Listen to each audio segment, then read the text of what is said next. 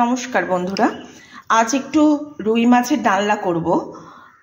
তার জন্য আমি এখানে আলু ডুমো করে কেটে নিয়েছি, পটল কেটে নিয়েছি টমেটো, একটা গোটা বড় পেঁয়াজ নিয়েছি, আর আমি এখানে 5টা কাঁচা লঙ্কা নিয়েছি। আপনারা যে যেমন ঝাল খান সেই বুঝে খাবেন। আর আদার টুকরো নিয়েছি, আর 5 কোয়া রসুন নিয়েছি, আর নুন হলুদ তো লাগবেই। আর মিক্সিতে আমি প্রথমে এই টমেটো, পেঁয়াজ আর আদা, রসুন আর কাঁচা লঙ্কা এটাকে আমি প্রথমে একসাথে পেস্ট করে নেব।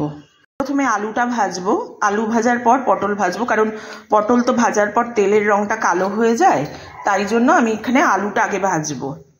মিক্সিতে আমি টমেটো, পেঁয়াজ,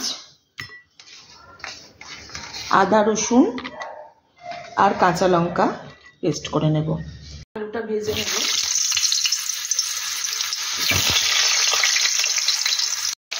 পটলগুলো ভালোভাবে লাল লাল করে ভেজে তুলব। এক পিঠটা হয়ে গেছে, আর এক পিঠটা বাকি আছে, ওদিকটাও করে নেব।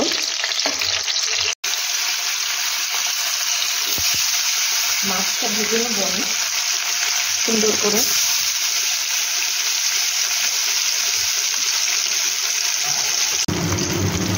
মাছটা ভাজা হয়ে এসেছে, এবার আমি তুলে নেব।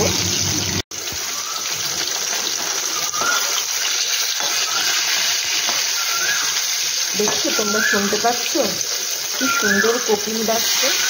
আমাদের বাগানেই থাকে কোকিলগুলো। মাছ ভেজে নেওয়ার তেলে আমি তেজপাতা দিয়ে দেবো।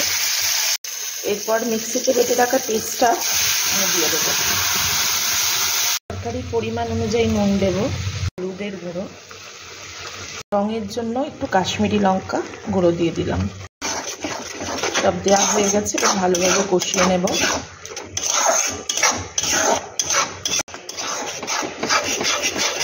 এটাতে একটু ধনে আর জিরে গুঁড়ো শুকনো খোলায় ভাজা অল্প করে একটুখানি দিলাম।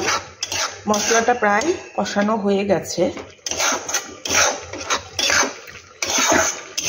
এবার এতে আলু আর পটল যেটা আগের থেকে ভেজে রাখা আছে ওটা তুলে দিয়ে দেবো। মাছের ডালনাটা এত ভালো খেতে হয়, এইভাবে করলে ছেলে খুব ভালোবাসে এইভাবে খেতে। আর তরকারির রং লাল হবে, যার জন্য কাঁচা লঙ্কায় রান্না করলেও আমি একটু কাশ্মীরি লঙ্কা গুঁড়ো দিই ওই রঙের জন্য। ভেজে রাখা আলু পটলটা দিয়ে দিলাম, দিয়ে আবার একটু কষাবো।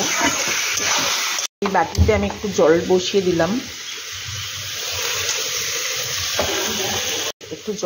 দিলাম, তরকারিতে আমি এই গরম জলটাই দেব। এবার জলটা দিয়ে দেবো, তলায় আটকে যাচ্ছে, রান্নাটা হয়ে গেছে।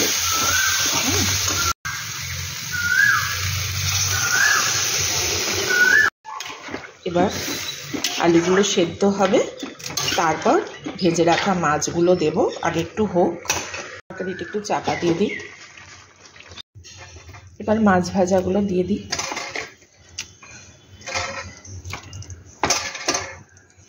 হয়েই গেছে প্রায়, একটু ঝোল ঝোল থাকবে, একটু ফুটে যাবে, তারপরে একটু গরম মশলা দিয়ে নামিয়ে নেব।